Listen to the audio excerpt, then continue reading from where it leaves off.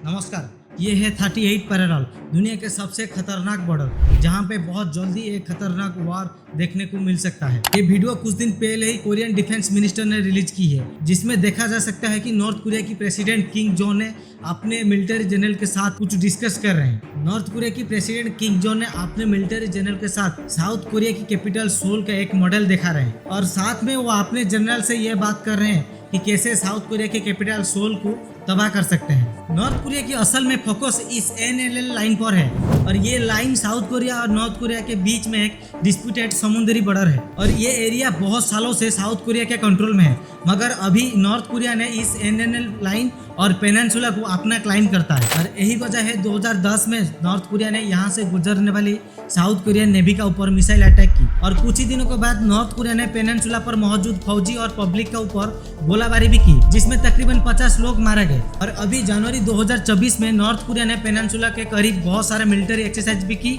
और समुद्र का ऊपर मिसाइल भी फायर की थी। लेटेस्ट न्यूज के मुताबिक किम जोंग ने साउथ कोरिया के साथ सारे बैकडोर डिप्लोमेसी चैनल बंद कर दिया और उससे अपने सबसे बड़ा दुश्मन डिक्लेयर कर दिया। नॉर्थ कोरिया इस पर सिर्फ नहीं रुका, पिछले साल तकरीबन 9 महीने से 40 बैलिस्टिक मिसाइल टेस्ट की और जिसमें 4 ICBM था और ये वो मिसाइल 10,000 किलोमीटर अमेरिका में लॉस एंजल्स को भी टारगेट कर सकता है। और ये सबके बाद अगर नॉर्थ कोरिया साउथ कोरिया के ऊपर अटैक करता है, ये कोई अहम वार नहीं होगा, क्योंकि दुनिया में पहली, दूसरी और चौथी इकोनॉमी इस वार में ऑटोमेटिक हिस्सा बन जाएंगी। ग्लोबल सप्लाई चेन पूरी तरह डिस्टर्ब हो जाएगी। टॉपिक शुरू करने से पहले अगर चैनल पर आप फर्स्ट टाइम आए हैं तो चैनल को सब्सक्राइब कर दीजिए और बेल आइकन को प्रेस कर दीजिए ताकि मेरा आने वाला नया वीडियो आपके पास जल्दी पहुंच सके। चलिए टॉपिक पर वापस चलते हैं। सबसे पहले अगर नॉर्थ कोरिया साउथ कोरिया के बीच में वार होता है तो जीतेगा कौन, उससे पहले ये समझते हैं वार के वजह। साउथ कोरिया नॉर्थ कोरिया के बीच में ये DMZ लाइन को समझते हैं और ये DMZ लाइन है, demilitarised zone. North Korea south Korea के बीच ये वो जोन है जो 70 साल से सारा मसला बना हुआ है।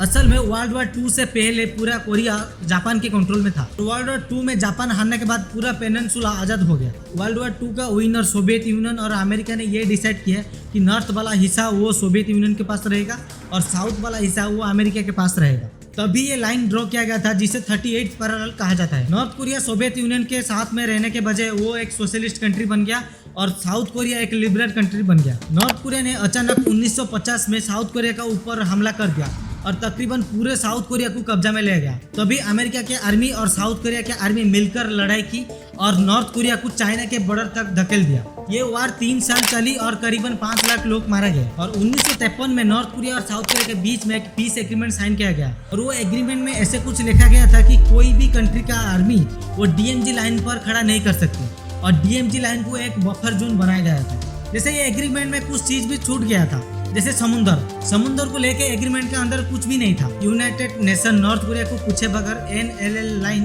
ड्रा कर दी और पूरे एरिया साउथ कोरिया के कंट्रोल में दे दिया। और नॉर्थ कोरिया में 1950 में जिस फैमिली राज कर रही थी उसी फैमिली आज भी राज कर रहा है। नॉर्थ कोरिया में बहुत ज्यादा स्ट्रिक्ट है, कोई भी लोग बिना परमिशन में कंट्री छोड़ के नहीं जा सकते। कोविड के दौरान नॉर्थ कोरिया ने ये लॉ भी पास किया था, अगर बिना बगैर पूछ के कोई भी चाइना के बॉर्डर क्रॉस करेगा उसे शूट कर दिया जाएगा। नॉर्थ कोरिया ने पिछले कई साल से चाइना और रशिया से शेयर करने वाले बॉर्डर का ऊपर बहुत बड़ा वॉल बना रहा है, जैसे कोई भी नॉर्थ कोरियन वो बॉर्डर को क्रॉस करके नहीं जा सकता। लेकिन सबसे इंटरेस्टिंग बात यह है, नॉर्थ कोरिया चाइना के साथ सारे ट्रेडिंग करता है।